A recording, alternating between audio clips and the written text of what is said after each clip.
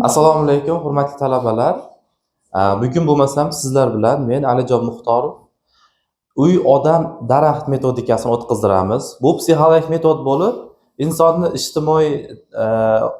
ijtimoiy holatlarini va uni ichki ruhiy holatini diagnoz qilishga moslashtirilgan metod hisoblanadi. Ushbu metodda siz oq qog'ozga uy, inson va daraxtni shaklini chizishlaringiz kerak. Bir-biriga o'zaro bog'langan holatda chiqishi kerak rasm. Bizda rangli qalamlarimiz bor. Rangli qalamlardan kelib olgan holatda o'zingiz xohlasangiz oq listga yokida daftaringizga chizsangiz, keyin uni interpretatsiyasini, sharhini men qilib beraman. Xo'p, hurmatli talabalar, ushbu suratlar insonlarning ichki dunyosini ochib berishga, uni ijtimoiy holatini ko'rsatishda asosiy rol o'ynaydi. Bunda chizilgan subyektlar va ularga berilgan ranglar bu insonni bevosita ichki dunyosini ochib berishda yaqindan yordam beradi. Ya'ni insonlarda avvalo aytib o'tishim kerak, rangli metodikalar yoki bu ko'rinishdagi proyektiv metodikalar insonlarni hozirgi paytdagi emotsional holatini 50% aniq ochib beradi va o'tmishga bo'lgan munosabatni, kelajakka bo'lgan munosabatini ham deyarli 50% aniqlikda ochib beradigan metodikalar hisoblanadi. Bu metodikalar barchasini asoslari bor. Misol uchun insonlar surat chizayotganda uni agressiyasi bor yoki yo'qligini bilishimiz mumkin. Buni qanday bilib olasiz degan savollar tug'ilganda, misol uchun ular surat chizayotganda, misol uchun bu insonda ham barglarni bu ko'rinishda chizish imkoniyati bor edi. Yokida insonni bu chizgan suratda, ya'ni insonni qora rangda bo'yab qo'ygan, bunaqa rangliroq qilib ham bo'yash imkoniyati bor edi. O'shaning uchun sizga berilgan imkoniyat bu sizni ichki holatingizni ochib beradi. Ya'ni siz ichki holatingizdagi ichki holatingiz qanday bo'lsa, xuddi shundan kelib chiqib surat chizasiz. O'shandan kelib chiqib biz buni interpretatsiya qilib beramiz. Demak, ushbu suratda chizilgan predmetlarga qarab, o'tmishga bo'lgan bog'lanish, hozirgi paytda o'tmishning o'ta ta'siri ostida yashayotganligi va o'ziga bo'lgan muhabbatni o'ta yuqori darajada ekanligini bilish mumkin. Ya'ni samootenka deymiz, o'ziga o'zi baho berish yuqori.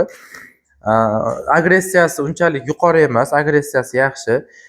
Kelajakka bo'lgan noaniqliklar juda ham yuqori. Ya'ni undagi yaqin kundagi yoki yaqin yillik reja, maqsadlarni aniq qilib olishingizni tavsiya qilamiz. Bu suratda chizilganda o'tmishning ta'sirida yashayaptilar hozir ham, o'tmishning ta'sirida. Lekin o'ta ochiq, optimist inson, barcha uchun ochiq, juda ham tez ishonuvchan. Yaxshi. Endi tavsiyalarga o'tadigan bo'lsak, men bu surat chizgan insonga shunday tavsiya berar edimki, o'zini sevish bu yaxshi. Qizlar uchun, ayollar uchun bu yaxshi. Ya'ni qadr topadi. O'zini sevgan inson qadrlatishni biladi boshqalarga. Lekin buni darajalari bor. O'ta yuqori darajada o'zini sevib yuborish ham bu yaxshi emas. Chunki misol uchun o'zini juda kuchli sevadigan insonlar do'st, muhabbat yokida hamkorlikda kelishuvlar bo'lganda birinchi bo'lib o'zlari bekor qilishni istaydi yokida tugatishni istaydi. Chunki kimdir aziyat chekishi kerak bo'lsa, bu holatdan kimdir aziyat chekishi kerak bo'lsa, u men emas degan tushuncha ularda ko'p bo'ladi. Demak, shunday, o'zini sevish bu yaxshi, lekin o'zini sevishni yomon asoratlarini ham bilib olgan yaxshi. Yaxshilar, ya'ni o'zini qadrlatishga bo'lgan ehtiyoji ko'proq bo'ladi va qadrlatadi. Demak, kelajakka bo'lgan rejalaringizni aniq qilib oling, aniq maqsadlar bilan ish tuting. Orzular, xayollar ham yaxshi. Bular kelajakka bo'lgan motivatsiyani oshiradi, lekin aniq rejalar bu maqsadga yetishishda asosiy yo'l hisoblanadi. Demak, yaxshi, sizda agressiya kam, lekin ranglar juda chiroyli ishlatilingan. Zo'r, yaxshi. Keyingi suratimiz, hop, mana bunisini qilsak, bu surat chizgan inson o'tmishda deyarli eslamaydi, doim kelajak bilan yashaydi. Kelajakning ta'siri katta bu suratni chizgan insonda. Samootenkasi ham juda ham yuqori. Samootenkasi yuqori va negadir o'tmishdan o'ta qattiq travmasi bo'lganligi sabablidir, balki teskari, ha? Demak, agressiyasi bor sizda, anchagina agressiya bor.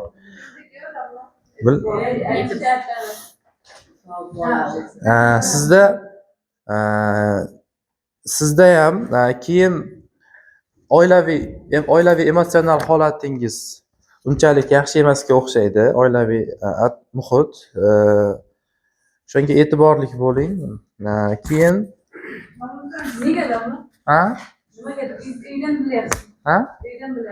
uni sirlari borda, biladigan.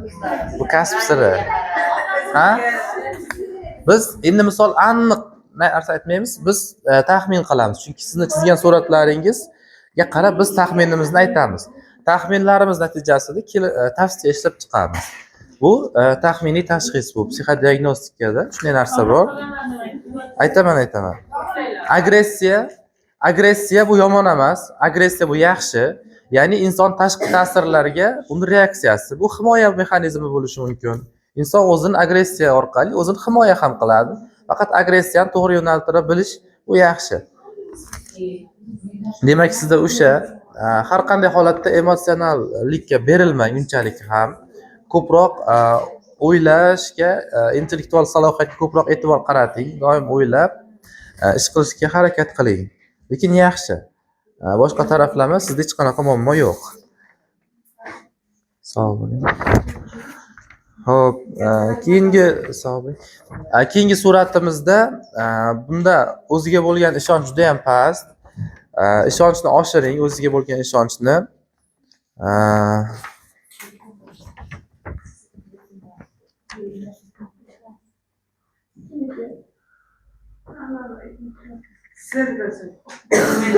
Yaxshi, agressiya ham yo'q deyarli. O'ziga bo'lgan ishonch va bunda ham emotsional oilaviy holatini unchalik ham barqaror emasligi aniqlashyapti qandaydir suratda.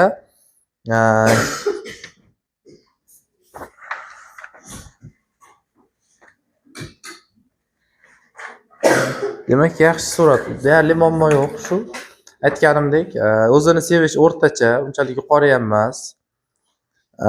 Ranglardagi aniqlik bu suratdagi aniq chizmalar kelajakka bo'lgan ishonchni kelajakka bo'lgan maqsadlar aniqligi, lekin o'ziga bo'lgan ishonchni sustligidan dalolat beradi. Nimaiki ish qilishdan avval o'ziga ishoning. O'ziga ishongan holatda Xudoga tavakkal qilib ishlayvering. Bu dunyoga yaralibmizki, har birimizni o'zimizni missiyamiz bor. Shularni bajarish uchun yaralganmiz. Aytadi-ku, Xudo sizga ravo ko'rmaydigan narsalarni o'ylatmaydi, xayol qildirmaydi deydi. Demak, har narsaga harakatni hozirdan boshlash kerak. Xo'p, bu surat haqida ham men shuni ayta olamanki, kelajakdan travmalari bor. O'ziga bo'lgan ishonchi o'ta yuqori. Samotsenkasi ham yuqori. Xo'p.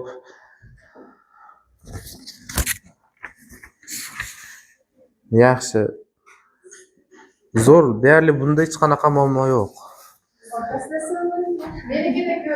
Ha?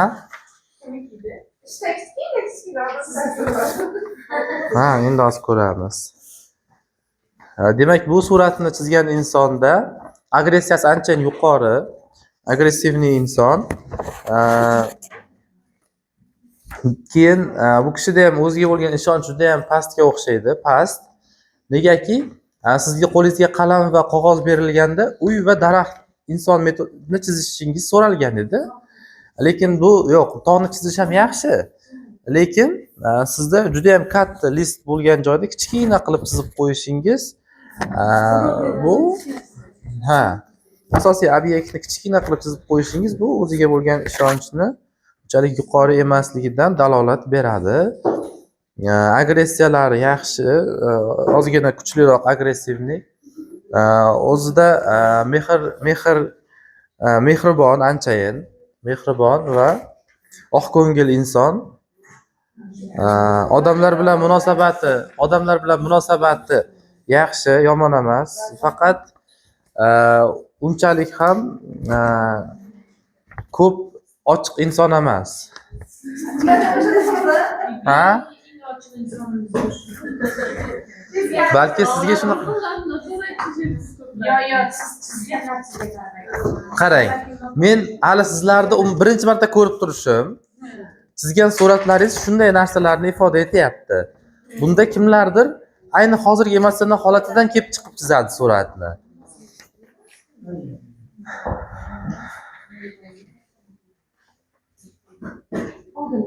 Demak, bu surat yaxshi, anchayin ochiq, barcha insonlarga ochiq, tez ishonuvchan, agressiyasi kamroq. Ya'ni bu kishi ham mehribon, ya'ni mehrli inson. Keyin ya'ni Samatsenk o'ziga bo'lgan muhabbati yaxshi, yomon emas, yaxshi, o'zini sevishi. Demak, kelajakka bo'lgan noaniqliklar bu kishida ham ko'p. Iloji boricha kelajakka bo'lgan noaniqliklarni bartaraf eting, reallikka yaqinlashing, imkoniyatlarni to'g'ri baholay biling. Kim chizgan bo'lsa ham, siz chizdingizmi buni? Yaxshi, imkoniyatlarni to'g'ri baholay biling. Yaxshi suratingiz.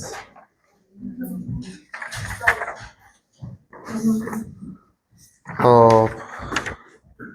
Ular parda, to'g'rimi?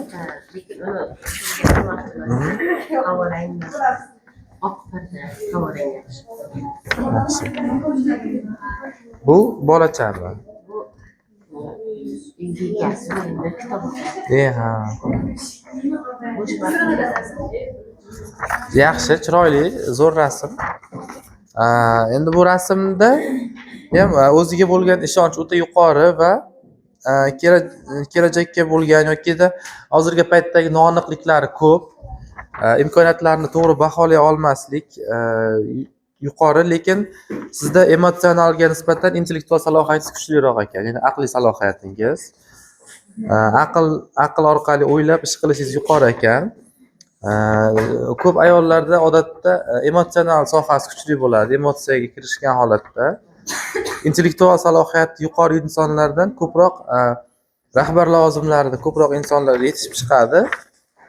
Chizgan suratingiz yaxshi, ham mehrli, unchalik ham yomon emas, zo'r. Agressiya deyarli yo'q. Yaxshi. Bu suratda inson qani? Ha? Yo'q-da. Telegram kanalini tashlasangiz, unda ham tahlilni qilib beraman. Shaxsiy o'zingizga. Befarq qoldirmayman tashlab berilgan narsalarni.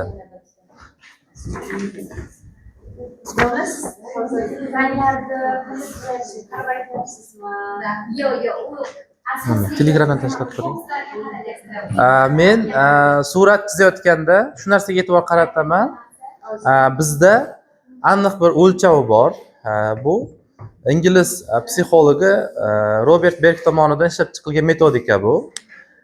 Bu metodikani o'tkazishdan avval deyarli inson, shu psixologlar mingdan ziyod insonlarda o'tkazib ko'radi bu metodikalarni. Har bitta metodika o'tkazilgandan keyin ular natijalari ishlab chiqiladi. Natija ishlab chiqayotganda e'tibor qaratiladigan narsalari bor. Psixologiyada temperamentiga, xarakteriga qarab introversiya, ekstraversiya degan narsalar bor. Ochiqlik, yopiqlik, simpatiya bor, antipatiya bor. Birovlarga bo'lgan hamdardlik yokida birinchi, misol uchun begona ikkita inson tasodifan uchrashib qolsa bir-birini yomon ko'rib qoladi. Avval bir-biriga yomonlik qilmagan, to'g'rimi? Lekin yomon ko'rib qoladi. Qandaydir yoqtirmaydi. Bu antipatiya deyiladi. Simpatiya bor, bir-birini bir ko'rganda yaxshi chiqishib ketadi. Ayni shunaqa narsalarga qarab bu metodikani aniq bitta ta'rifi ishlab chiqilgan. Demak, men siz chizgan suratingizda katta ya'ni aniq obyektlarni ko'rsam, berilgan topshiriq yuzasidan, demak, men sizni xolerikligingizni taxminan bilaman va shunga nisbatan sizga ta'rif etaman. Uylarni chizayotganingizda ba'zilar atrofda ko'rdim, menimcha bir kishi lineykadan foydalanib tekis qilib chizdilarda. Ya'ni bu aniqlik darajasi yuqori, har bir ishda aniqlik bilan, sifat bilan shug'ullanadiganlar. Endi bular flegmatik va xolerik o'rtasida bo'ladi bunday insonlar. Chunki flegmatiklar ham bitta ishni oxirigacha olib boradigan hissiy barqaror insonlar bo'ladi.